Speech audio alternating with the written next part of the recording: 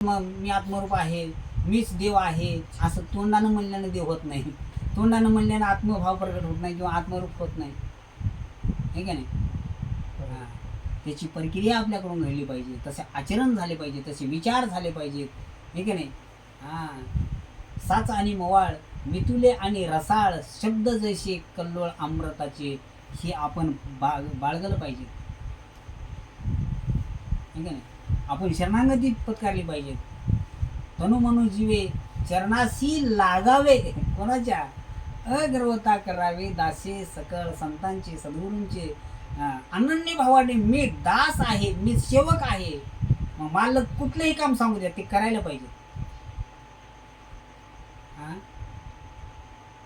आहे का आपल्या मनाची तयारी?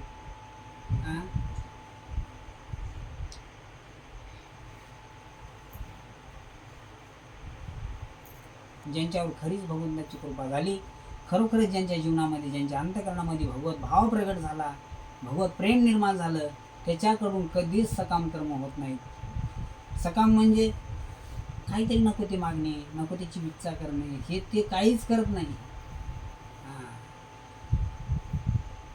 मागणे ते एक ह्याची आहे, मागणे ते आता हिची आहे एक, नाममुखी संत संग दे, तुकोबाराय म्हणतात.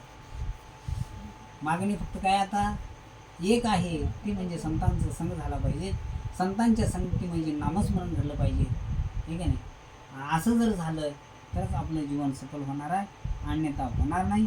अशा पद्धतीचं भगवंतांनी सद्गुरूंनी सांगितलेल्या मार्गावर आपण चालावं. आणि चालत असताना कुठल्याही मनामध्ये काही दुसरे विफळ असणारे काहीच मनामध्ये दुसरं आणायचं नाही, काही मागायचं नाही.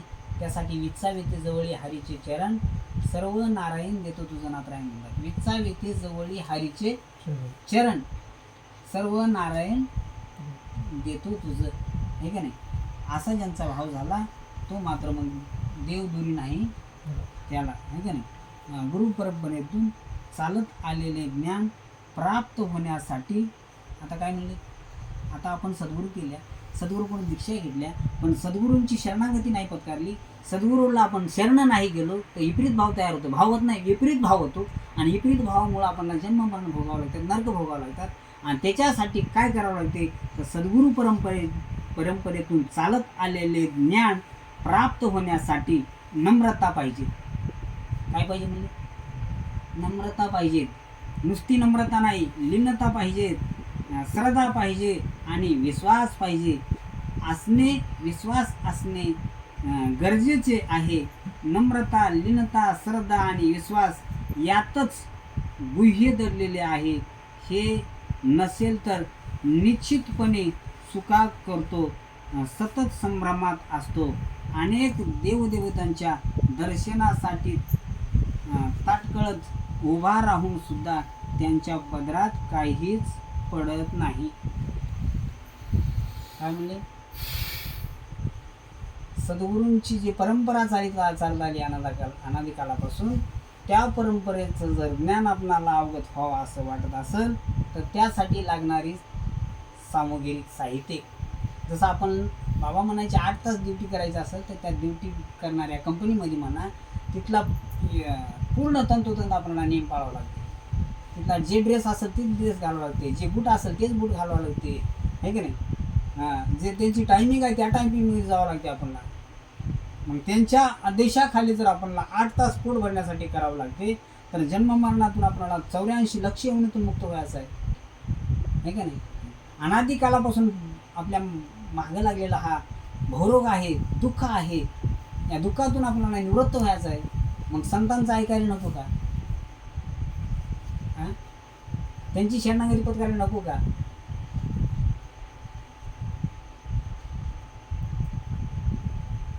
होय, कसं होले? डोळे लागले की सर्वीचे डोळे सुटले. तो नुरून या ठेला हावीच मुराला अनुभवे, तो लीन होतो. जसं कापुराच्या वाती पुढे दृष्टांत दिले, उजळल्या ज्योती ठावीच समाप्ती झाली. जैसे अग्नीने कापुराचा आणि अग्नीचा संग झाला, तिथं काय शिल्लक राहिलं सांगा? का कापूर शिल्लक राहिला, का अग्नी शिल्लक राहिला, का राख शिल्लक राहिली? काही शिल्लक राहत नाही. लाकडाला अग्नीचा संग झाला, लाकूड जळतो, परंतु त्या कोळशाच्या रूपानं तरी शिल्लक राहतो. जरी कोळशाच्या रूपाने शिल्लक नसला तरी राखाच्या रूपाने का होईना पण शिल्लक राहतो. पण खरंच जर सद्गुरूंची आपल्यावर जर कृपा झाली, सद्गुरू कृपेला आपण जर पात्र झालो, अशी स्थिती जर आपल्या अंतःकरणाची झाली, आपण नितांत सद्गुरू प्रेम केल्यास, श्रद्धा विश्वास निष्ठा आपण जर सद्गुरूंच्या चरणावर जर अर्पण केलं तन मन धन, तर अशी जर आपल्यावर कृपा झाली तर आपण कोळशासारखं शिल्लक राहत नाही, राखासारखं शिल्लक राहत नाही, आपण कापुरासारखं जळून आपलं सर्व लीन होते आपल्यावरती. म्हणजे मी कोणीतरी आहे हा मिरवतच नाही. जगात पिशा अंतरी शहाणा, मग सदा ब्रह्मे जाणा निमग्न तो कोण असतो? असा जो साधक आहे, असा जो भक्त आहे. तो भक्त कोणाला मी भक्त आहे म्हणून सांगत नाही, मी मोठा महाराज हो म्हणून सांगत नाही, मी कोणीतरी वक्ता आहे, मी कोणीतरी ज्ञानी आहे, मी कोणीतरी काहीतरी, असं कधीच म्हणत नाही. तो सामान्यासारखं राहतो, माणसासारखं मिसळून राहतो. पण माणसापासून तो काही पटीने तो अलिप्त असतो. परिहुनी परते घर तेथे राहू निरंतर, हा त्याचा विषय असतो. हजारो माणसा जरी असला तर तो एकांतात असतो. तो नामचिंतनावर आरूढ राहतो, सद्गुरूच्या वचनावर तो दृढ राहतो.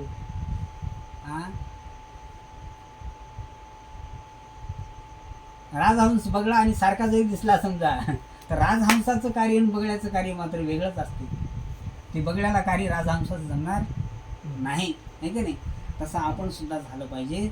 म्हणून माऊली ज्ञानोबा म्हणतात, अशा स्थितीमध्ये जो सद्गुरूच्या परंपरेगत ज्ञान ज्यांना मिळाले त्यांच्याकडून नम्रता पाहिजे, लीनता पाहिजे, श्रद्धा पाहिजे, विश्वास पाहिजे आणि अतिदृढ निष्ठा पाहिजे. निष्ठावंत भाव भक्तांचा समधर्म, आहे का नाही? मग कधी राहणार आपल्याकडे? कधी आहे का आपल्याकडे काही? कधी आपण विचार केला की आपल्याकडे ह्याच्यातून कोणती वस्तू आपल्याकडे कमी आहे? आपल्या अकाउंट मधले पैसे काढायचे झाले तर आपल्याकडे ATM लागते, आधार कार्ड लागते, नाही तर काहीतरी पॅन कार्ड लागते, लागते का नाही? म्हणजे साधा आपणाला व्यवहार करायचा झाला तर सर्व कागदपत्रे ओके लागतात, नाही का नाही? म्हणजे तो भगवंत आपणाला आपल्यासारखा करायचा आहे, मग तिथं काही नको का?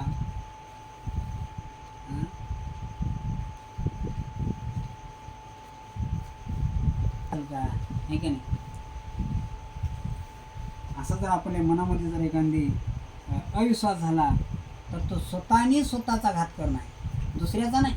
आपणच आपला घात करण्यासारखं आहे. म्हणून कधीच अविश्वास करायचा नाही.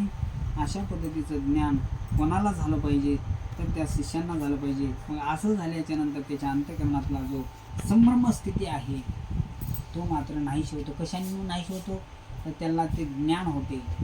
ते ज्ञान हृदय प्रतिष्ठे आणि शांतीचा अंकुर बहु फुटे, नाही की नाही? मग विस्तार भाऊ प्रगटे आत्मबोधाचा. सद्गुरूंची सेवा आपल्याकडून झाली रे झाली की मग आपल्यामध्ये ज्ञान आपोआप प्रकाश होतो. ज्ञान म्हणजे आत्मज्ञान, बाकीचं पोट भरण्याचं ज्ञान नाही. आत्मज्ञान प्रगट होते आणि ते आत्मज्ञान प्रगट झाल्याचे लक्षण म्हणजे माणसाचं अंतःकरण सदैव स्थिर असते, शांत असते. बरं का? प्रत्येकावर तो दया करतो, प्रत्येकाला तो देव समजतो. बरं का? जे जे भेटे भूत ते मानिजे भगवंत, हा भक्ती योग निश्चित जाण माझा म्हणून सांगितलं. आपल्याकडे झाडाला समजा झाडाला आंबे लागतात, आंबे लागल्याच्या नंतर त्या झाडाचे फांदे वर जातात का खाली येतात? ज्या झाडाला फळं जास्ती लागले त्या झाडाचे फांदे खाली येतात का वर जातात? खाली येतात ना? का बरं? ते फळं लागल्याचं प्रतीक आहे, झाडाला फळं लागलेलं प्रतीक. म्हणून ते झाड काय होते? खाली मुळाला बघते, मुळा तुझ्यामुळं मी हे सर्व माझा काय झालाय? भरघोस झालाय, फळांनी फुलांनी मी भारावून गेलो. कोणामुळं? तुझ्यामुळं. मुळाला म्हणते, पृथ्वीला म्हणते, शरणागती पत्कारता येते. आणि आपण मग आपणला भगवत कृपा झाली, सद्गुरू कृपा झाली, आपण सुस्वरूपावर आलो, आपल्याला बोध झालाय. मग बोध झाल्याच्या नंतर आपली वृत्ती खाली व्हावं का वर व्हावं? तडक कडक व्हावं का नम्र व्हावं? होती का?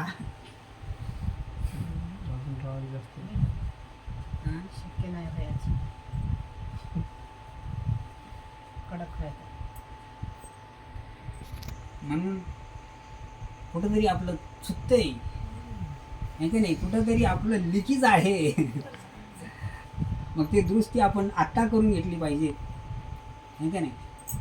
हां, म्हणून बाबा म्हणायचे आता तरी उघडी डोळे, जरी अद्यापी न कळे, मातेची या खोळे दगडाला पोटाशी. नाही जर कळून घेतले आपण, चाले की माझं बरोबर आहे म्हणून जर ठेवल्या, तर मग काय ना, आपल्या दगडात काहीच फरक नाही. दगडालाही काही परिणाम होईना आणि दगडासारख्या अंतःकरणालाही काही परिणाम होईना. म्हणून आपण थोर भाग्यवान आहोत.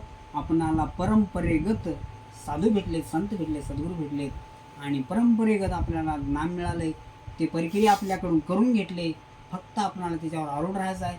आरूढ राहण्यासाठी आपणाला काय पाहिजे सांगितले, नम्रता पाहिजे, विश्वास पाहिजेत, श्रद्धा पाहिजेत आणि निष्ठा पाहिजे, आहे का नाही.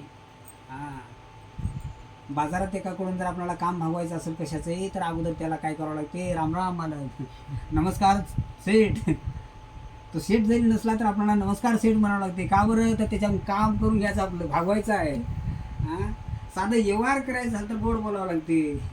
परमार्थामध्ये देव जोडायचा आहे. हां, तिथं नको का. मग एक वेळा जर तो देव जर आपल्यासारखा झाला, आपण जर स्वरूपाकार झाल्या, तर मग काही कशाचीही चिंता करायची गरज नाही.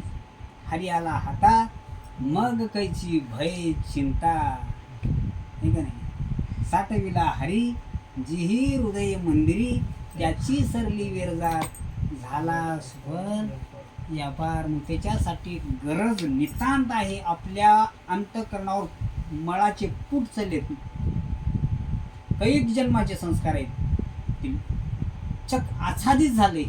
आरशावर धूळ पडली समजा. हां, 6 महिन्यापासून आपलं घर लॉक आहे, त्याच्यावर त्या आरशावर धूळ आली, तुमचं प्रतिबिंब दिसत हो. हां, का बरं, ते आरशाचं गुण आहे का आपला गुण आहे. हां हां, मग जसं त्या आरशावर मलिन आलेला आहे, धूळ पडलेली आहे, त्याला जसं कपडा मारायचा आहे, तसं आपल्या अंतःकरणावर सुद्धा अनादी कालाचे संस्कार, नको तिची संगत, नको त्या संगतीतले परिणाम आपल्यावर झाले, मग त्याला साफ करायला नको का.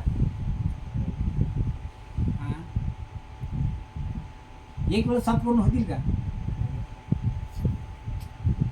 शेवटच्या श्वासापर्यंत नामस्मरण केलं पाहिजे, शेवटच्या श्वासापर्यंत. आणि ही क्रिया ज्यावेळेस आपण करचाल, नामस्मरण सतत करचाल, त्यावेळेस या नामस्मरणानेच अंतःकरण धुतल्या जाते. महामळे मन होते जे गादले, शुद्ध चोकाळले स्फटिक जैसे. संतांच्या संगतीत गेल्याच्या नंतर हा परिणाम होतोच, व्हायलाच पाहिजे. होत नसेल तर बाबा म्हणायचे, नाही का नाही. काय नको सका पद्मिनीचे स्वाळे, आणि वांजेशी डोहाळे पैसे होते. अंडा पुढे दीप खराशी चंदन, सरपा दुग्ध पान करू नये. आंधळ्या माणसाला किती जर त्याच्या पुढे नाचलं, त्याची काय किंमत होती त्याला. बहिरापुढे काही राग आळवल्या, काय फायदा हो त्याचा, काहीच फायदा नाही. मग तसं ज्याची वृत्तीच इथं स्थिर नसेल नामस्मरणावर, ज्याचा विश्वासच नसेल सद्गुरू वचनावर, त्याला काय फायदा आहे. पालत्या घागरीवर पाणी किती दिवस जरी ओतल्या तर थेंब जाईल का, जाणार नाही, ठीक आहे नाही. म्हणून अंतर्मुख व्हा अगोदर. आता बघणारा जीव हा खरा, नहेरे ती माया.